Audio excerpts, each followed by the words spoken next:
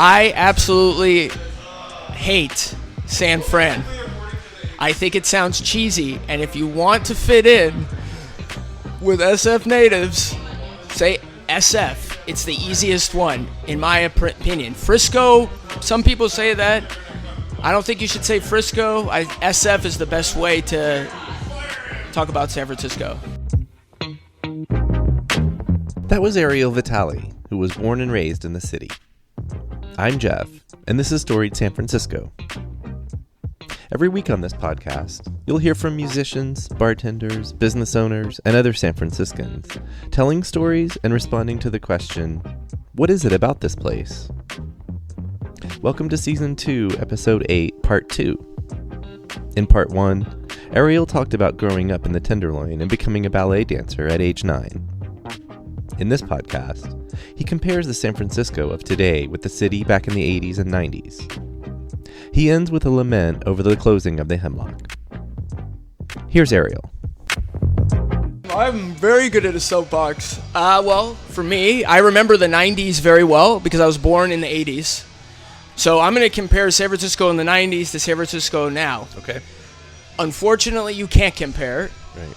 Because San Francisco in the 90s was a beautiful, beautiful thing. Mm-hmm.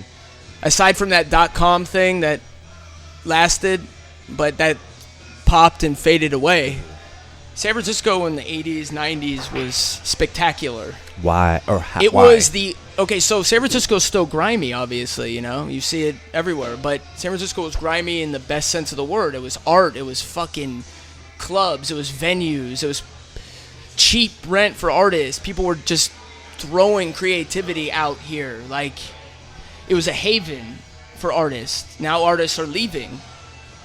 It was a haven for venues. Now venues are leaving because they can't afford the rent. Or they want to build a condo there. I mean, some things are still... You can't totally change a city, thank God. Everywhere has changed from the 90s, obviously. I mean, that's 20 plus years ago.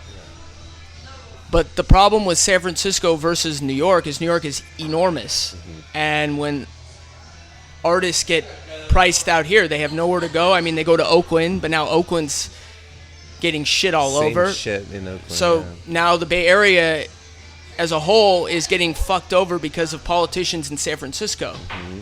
The problem with San Francisco has always had greedy politicians. Mm-hmm. They turn to the lobbyists and what the lobbyists want, or what these rich fucks want, or what the tech workers want. These people move here, not all of them, but they move here and they want everything catered to their whim. Mm-hmm. So what's going on here in New York is chain stores are the main priority. Mm-hmm. Sanitizing neighborhoods, taking the culture and the energy. It's like watering down a really great soup. Mm-hmm. You pour it in, it takes all the flavor out. That's what... And to me, that speaks to like what has happened. Speaks to to values. It's just different. It's people had each. It's just different. The values of one culture being totally. Well, I mean, it's just like people are invading neighborhoods, mm-hmm. And look, I get people want to live in neighborhoods. I will give people a chance if I meet them. I'm not going to automatically hate someone because they're a tech worker, because I've had friends that are in the tech industry. Mm-hmm.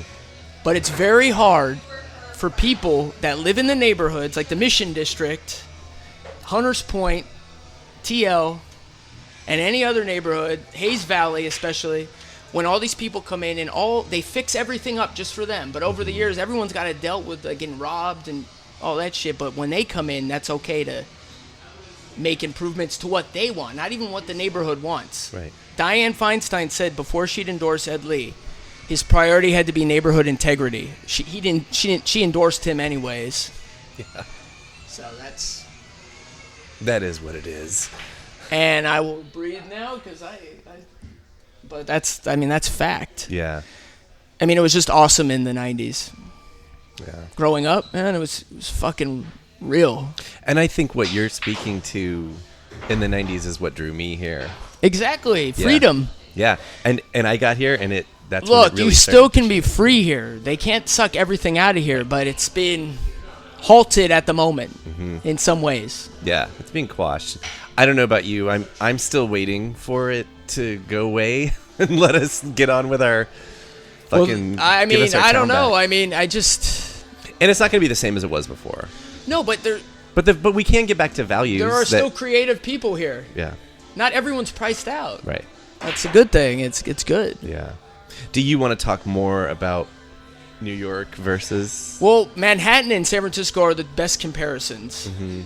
Because the rest of New York has gotten a lot of... Brooklyn especially has gotten a lot of gentrification too, but Manhattan especially...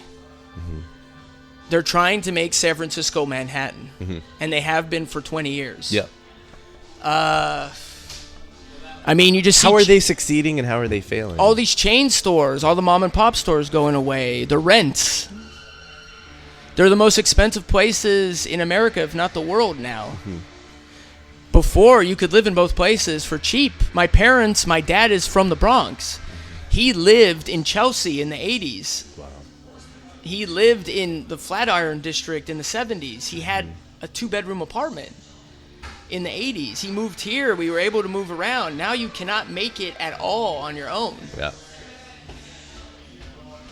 All the cool venues in both places are being sucked away, especially here, more quicker than here. But, I mean, look at East Village, CBGB, all these fucking great spots where punk rock was created are being sucked away. Hemlock now. All the places here, Elbow Room. I don't want to start listing because I might have a seizure or something like that. It disgusts me. Yeah. It hurts me internally. Yeah. It's terrible. These cities are for art. Yeah.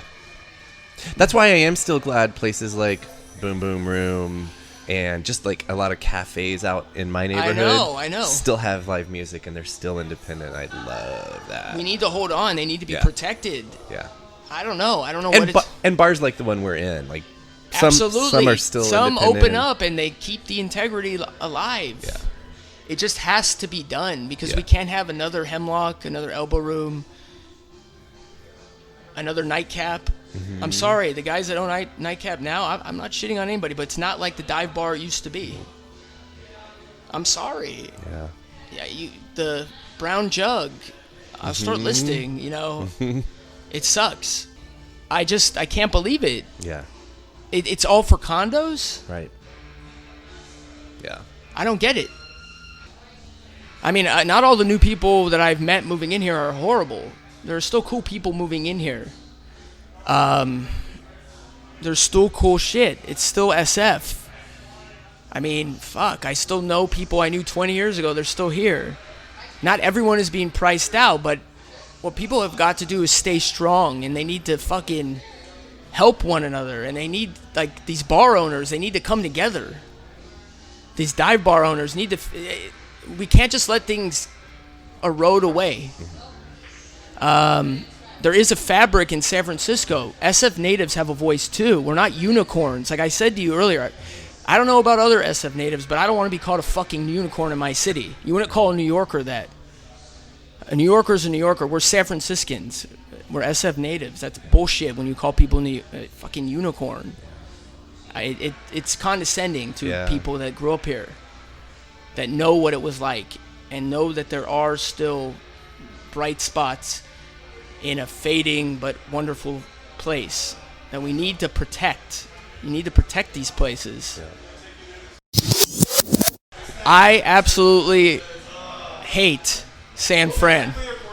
I think it sounds cheesy, and if you want to fit in with SF natives, say SF. It's the easiest one, in my opinion. Frisco, some people say that. I don't think you should say Frisco. SF is the best way to talk about San Francisco. Or just say San Francisco. It is a name.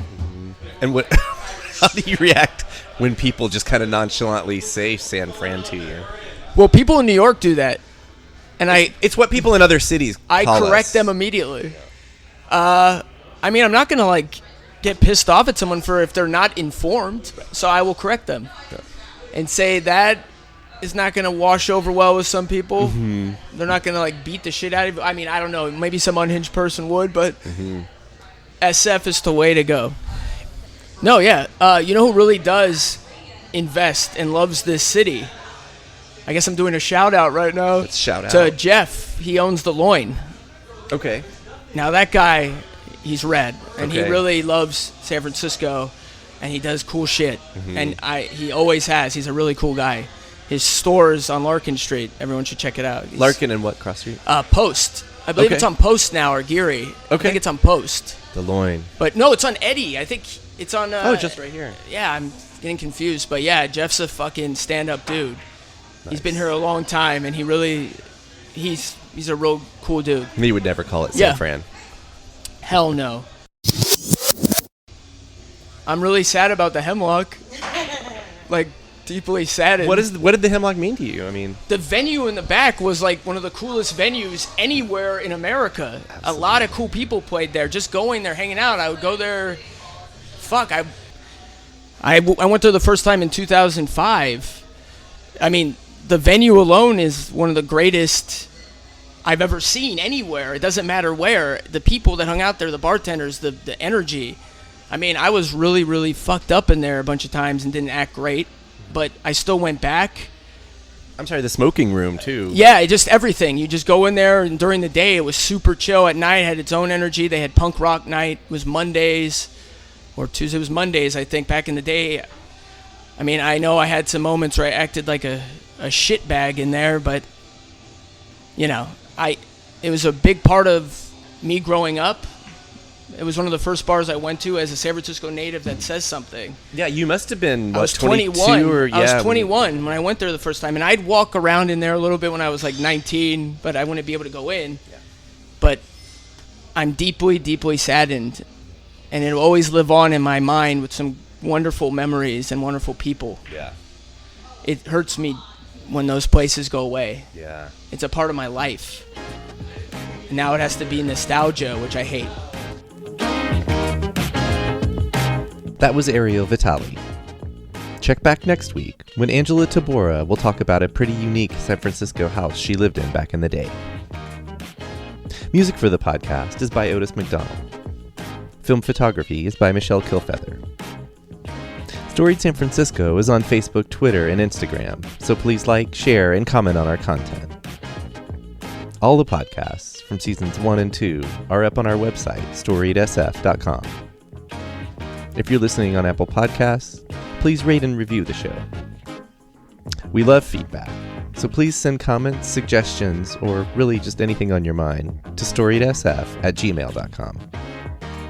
Thanks for listening.